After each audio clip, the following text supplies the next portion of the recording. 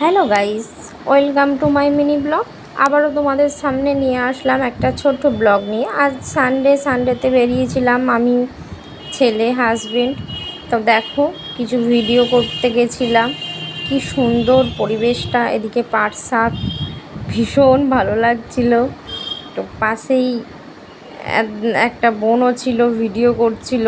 তা যাই হোক, সেখান থেকে ভিডিও করে ভালোও লাগলো, ছবি টবি তুললাম। তা আমাদের এই পরিবেশ দেখতে না ভীষণ ভালো লাগে, বিশেষ করে গ্রাম্য পরিবেশ তো আমি ভীষণ পছন্দ করি। তারপর দেখো আবারও চলে যাচ্ছি,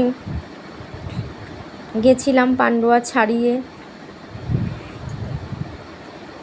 তো তারপর দেখো চলে এসেছিলাম তারপর কানলাতে, তারপরে গুপ্তিপাড়ার ওই ভেতর দিয়ে অনেক ঘুরে টুরে তারপরে আবারও আমাদের কানলার মোষবন্ধানী তলা দিয়ে একটুখানি ওখানেতে গেলাম।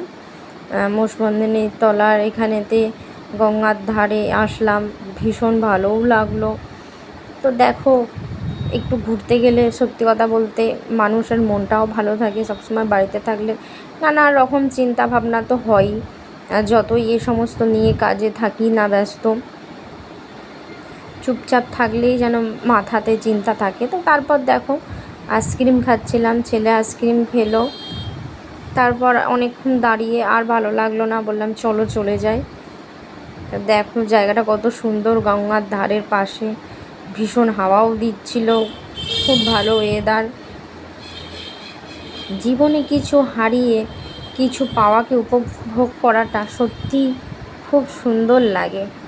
অনেক কিছুই ত্যাগ করে তারপরে আবারও যে নতুন করে ফিরে পাওয়া, সেটাকে নিয়ে আনন্দ সহকারে নানান ঝামেলা নানান কিছুর মাধ্যমেও সেটাকে আগলে রাখা মানে সত্যিই অনেক ভাগ্যের ব্যাপার। তো যাই হোক, তো চলো তারপর আবার বাড়ির দিকে রওনা দিয়েছিলাম। তো তারপরে একটা জায়গায় খুব মারপিট হচ্ছিল, নিজেদের মধ্যেই সব মারপিট করতে শুরু করে দিয়েছিল বাজারেতে, জানি না কি প্রবলেম ছিল। তা যাই হোক, সেখানে তার করিনি। তা এই যে আবার জুতো কিনতে চলে এলো। তো তারপরে এই যে বেরিয়েছি, আবার একটা জুতোর দোকানে এলাম জুতো নিতে। ছেলের জন্য 2 জোড়া জুতো নেওয়া হলো, ওকে আমি দিলাম। ওর বায়না আমাকে দিতে হবে, চলো। আমি ঠিক আছে চ। তোর বাবাকে, ওর বাবা বলছে এখন দেবে। আমি বললাম হ্যাঁ আমি তো দেবো, চলো না, তোমার প্রবলেম কি, তুমি চলো। তো যাই হোক, ভালো লাগলে অবশ্যই একটা লাইক কমেন্ট করো।